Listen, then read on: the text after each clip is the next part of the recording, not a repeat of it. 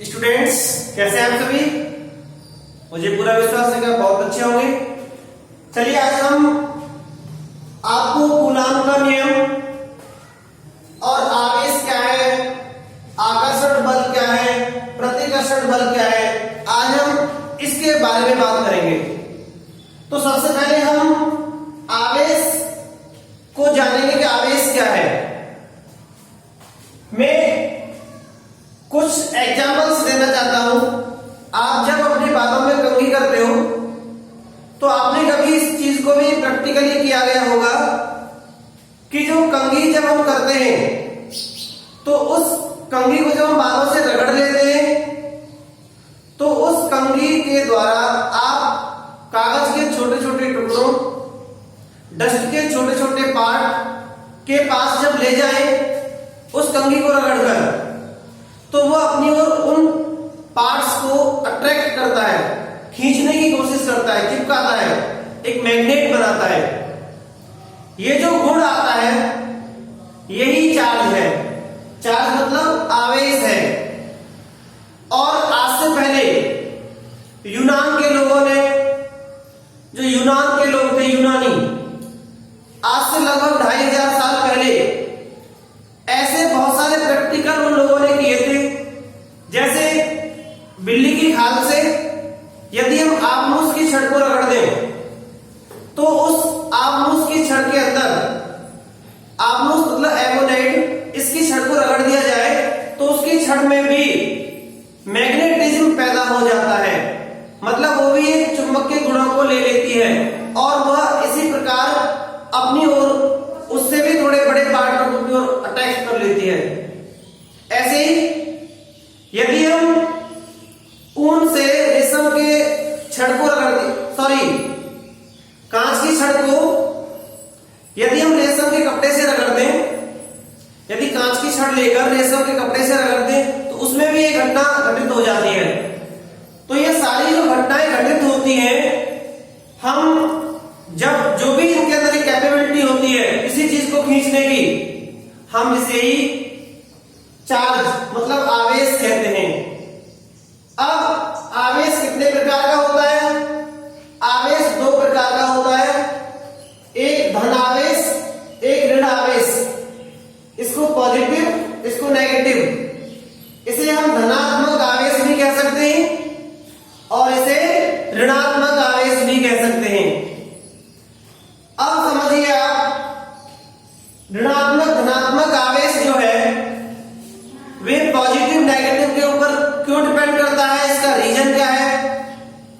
मान लीजिए आपके पास सपोज दैट एक कांच की छड़ है, यदि उसे हमें रेशम से रगड़ना है, जब हम कांच की छड़ को रेशम से रगड़ते हैं तो छड़ को सबसे पहले आपको क्या करना है, 2 छड़ लेना है। दोनों छड़ों को आप नियरेस्ट लाएंगे तो उनके अंदर कोई भी, आप जब देखेंगे 2 छड़ है आपके पास, अगर एक छड़ जो पहले से वैसे ही रखी है, आपने रगड़ा नहीं है उसे, दूसरी छड़ को भी नहीं रगड़ा है, तो आप पास पास लाएंगे तो उनके अंदर एक्टिविटी आप इतनी नहीं देख पाएंगे। जब एक छड़ को रगड़ लेंगे आप, फिर रगड़ने के बाद उस छड़ को किसी धागे से या कैसे भी लटका लीजिए और दूसरी छड़ को भी रगड़िए। अब उसके पास लाएंगे, इसका मतलब है दोनों पे समान आवेश हो गया, क्योंकि उस छड़ को भी रगड़ा गया, उसको भी रगड़ा गया। यदि एक को रगड़ा जाए, एक को नहीं रगड़ा जाए, तो वे छड़ें आपस में चिपक जाती हैं। इसका मतलब है कि कुछ न कुछ ऐसा होता है कि कुछ चार्ज उस छड़ के उस रेशम में चले जाते हैं। ऐसे ही हम जब कंघे को रगड़ते हैं तो कंघे से भी कुछ चार्ज हमारे सिर के अंदर आ जाता है, जिससे आप सभी जानते हो इलेक्ट्रॉन और प्रोटॉन ये दोनों अवेलेबल होता है। जब हम किसी चीज को रगड़ते हैं तो वहां से इलेक्ट्रॉन निकलता रहता है या फिर इलेक्ट्रॉन ही आता है। आप जानते हो या तो इलेक्ट्रॉन वहां से चला जाएगा या उसमें इलेक्ट्रॉन आ जाएगा। तो यही घटना होती है, अगर इलेक्ट्रॉन चला जाएगा तो पॉजिटिव हो जाएगा और इलेक्ट्रॉन आ जाएगा तो वो नेगेटिव हो जाएगा। तो यहां से दोनों चीज समझ लिए आप कि धन आवेश और ऋण आवेश होता है। अब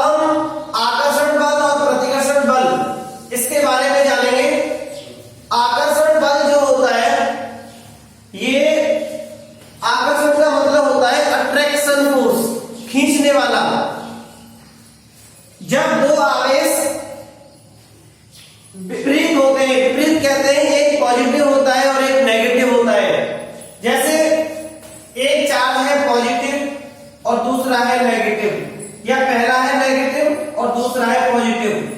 तो इस घटना में जब दो चार्ज होते हैं, एक पॉजिटिव चार्ज होता है और एक नेगेटिव होता है, या एक पहला नेगेटिव होता है दूसरा पॉजिटिव होता है, जब इन दोनों चार्जर को एक दूसरे के नियरेस्ट रखा जाए या इन दोनों चार्जों के बीच में लगने वाले बल को देखा जाए तो उसे आकर्षण बल कहते हैं। विपरीत चार्जों के बीच में लगने वाला बल आकर्षण बल होता है। तो ये डिफरेंट चार्ज में जो बल होगा वो आकर्षण बल होगा। अब यहां समझिए, अगर दोनों चार्ज पॉजिटिव हैं, ये चार्ज भी पॉजिटिव है, ये चार्ज भी पॉजिटिव है, ये भी नेगेटिव है, ये भी नेगेटिव है। अगर दोनों चार्ज नेगेटिव होते हैं तो दोनों चार्जों के बीच में लगने वाला बल प्रतिकर्षण बल होगा।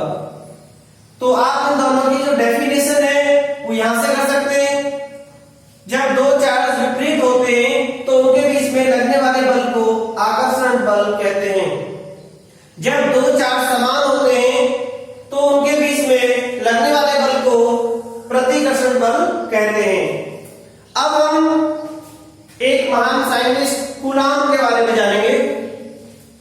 ये जो कूलाम है, इन्होंने एक लॉ दिया था। क्या लॉ दिया था इन्होंने बताया था, जैसे मान लीजिए कोई चार्ज है और ये कोई चार्ज है, इस चार्ज का नाम दे दीजिए Q1, इस चार्ज का नाम दे दीजिए Q2। इन दोनों के बीच की जो डिस्टेंस है वो R है।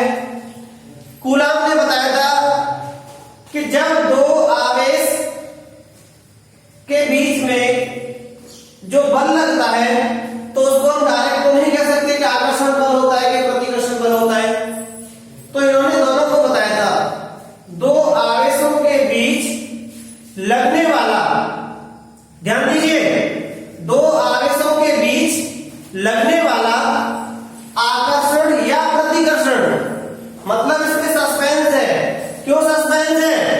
Q1 का पता नहीं होता है कि पॉजिटिव है या नेगेटिव है, Q2 चार्ज का भी नहीं पता होता है कि नेगेटिव है पॉजिटिव है, इसलिए इसमें दोनों बल काम कर सकते हैं।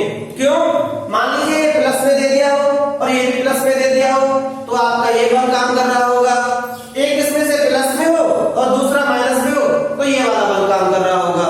इसलिए इन्होंने क्या कहा था, दो आवेशों के बीच लगने वाला आकर्षण या प्रतिकर्षण का बल, जैसे बल को हम किससे डिनोट कर दें, F। दो आवेशों के बीच लगने वाला आकर्षण या प्रतिकर्षण का बल उन आवेशों के गुणनफल के अनुक्रमानुपाती होता है। Force is directly proportional to product of charge.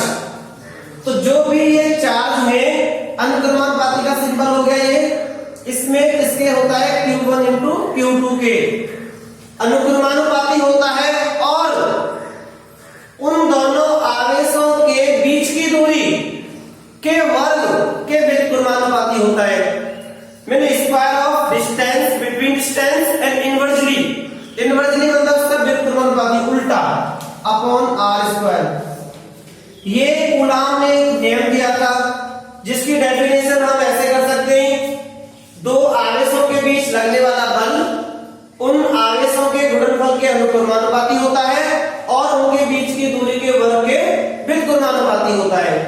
अब देखिए मैं यहां लिखूंगा F इक्वल टू, आपने इतना भी पढ़ा है कि जब हम प्रोपोर्शनल के साइन को कभी भी हटाते हैं तो कुछ न कुछ एक कांस्टेंट वैल्यू लिखते हैं, जैसे K है, C है, अदर और भी कुछ हो सकता है, और यहां पर हम लिख देंगे Q1 Q2 by R²। यहां लिख देंगे जहां K एक नियतांक है, एक नियतांक है, K क्या है, नियतांक है। एक बार और लिख देंगे इसमें, प्रयोगों से ज्ञात है कि, प्रयोगों से ज्ञात है कि K जो होता है ये बाई प्रैक्टिकली मतलब K जो है उसकी वैल्यू निकाली है, और K की वैल्यू होती है 1/4 epsilon not. 1/4 pi epsilon not ये वैल्यू होती है के की। उस समय ये फॉर्मूला ये हो जाएगा 1/4 pi epsilon not Q1 Q2 by R square. ये कूलम्ब्स का लॉ है और ये जो लॉ है इससे बहुत सारे न्यूमेरिकल भी आप करेंगे।